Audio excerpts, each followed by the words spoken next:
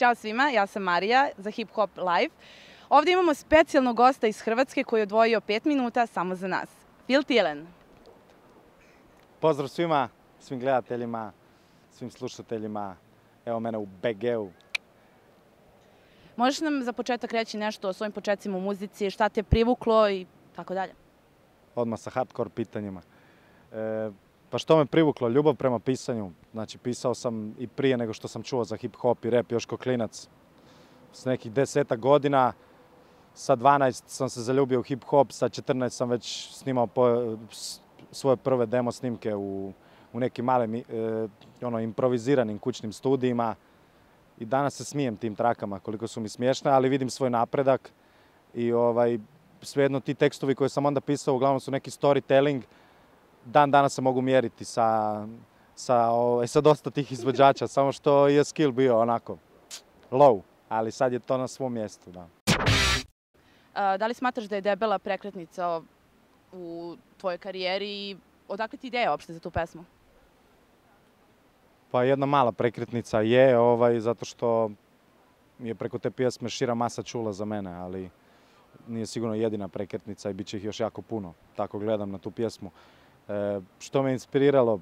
Čisto još jedna potreba da pišem u nizu i znači kliknulo je, desilo se. Taman sam prekinuo jednu vezu, pa volim reći da je to moja djetinjasta osveta moje bivše djevojci. Je bila debela ili? Ma nije bila debela, nego svaka žena pati na to i znači to sam primijetio i jednostavno sam to iskoristio onako i smijao.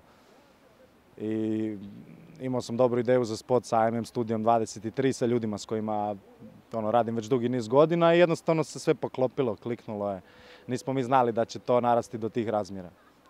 Imamo seksistu ovdje, razgovor je završen. Šovinizam. Načuli smo da u Centru urbane kulture imaš svoj koncert u našoj organizaciji. Nešto o tome? Pa dobro ste načuli. Da, biti će radit ćemo otvorenje urbanog kulturnog centra u centru Beograda. To je jedan novi centar za promicanje urbane kulture, kao što samo ime govori.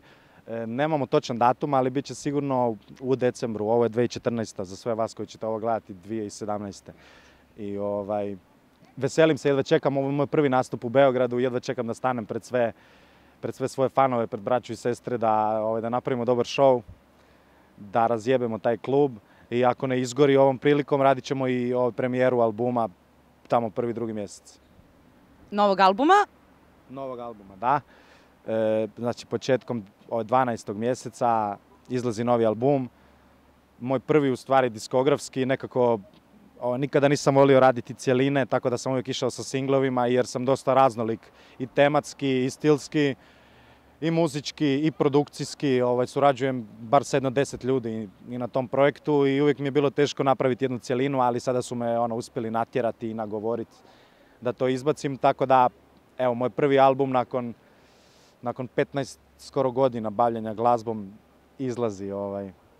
Veselim se, jedva čekam da ga podijelim sa vama. Nisam htio ići baš sa tim albumom na neki mainstream sound. Htio sam baš reći ono što mi je na srcu, ono što mi je na duši, tako da ne očekujem neki velik hype što se tiče medija oko tog albuma, ali cijela jedna priča, na nekih par tekstova sam bio svjestan da tu noć pišem klasike za hrvatski hip-hop, ako ništa drugo. Šta misliš o srpskoj rap sceni? Pa mislim da ovo je dosta vrijedna scena.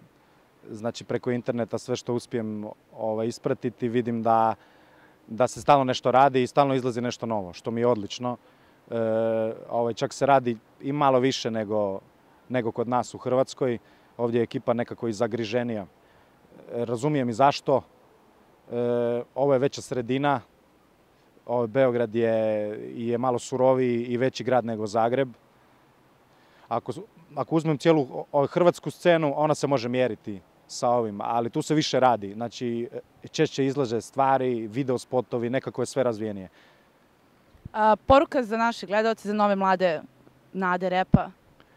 Pa kao prvo, nemojte se hejtat, nemojte, kako vi kažete, nemojte se hejtovat.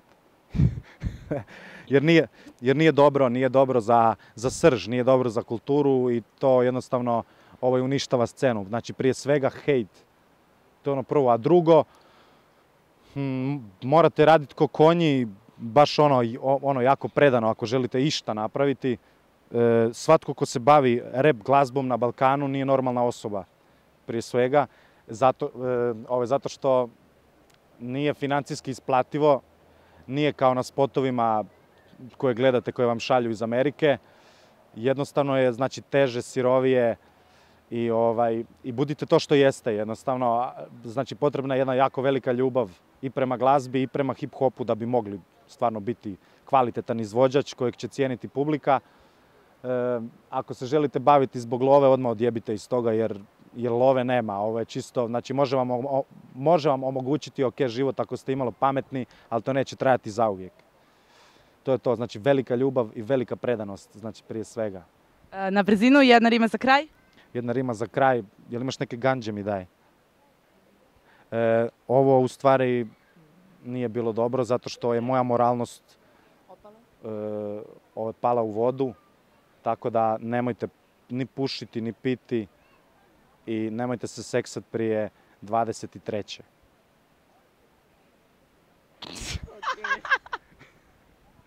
Veliki pozdrav svim, jao, mic check, one test. Veliki pozdrav svim gledateljima i slušateljima hip-hop scene u Srbiji. Phil Tilen sa vama. Htio bih vas pozvati na svoj prvi koncert u Beogradu. To će biti na otvaranju Centra urbane kulture u organizaciji Hip Hop Live. Nemoj mi šapta, čujem te sve. I evo, imamo ovdje jednu bubamaru. Zaželjet ću jednu želju da svi dođete i da se vidimo. Vidimo se. Peace! Ovo je bio Phil Tilen, srećan kao kuća u liftu zbog svog novog albuma, svog nastupa u Beogradu. Na vama ostaje samo da to ispratite. Vidimo se, gledamo se, čujemo. Lepa. 3,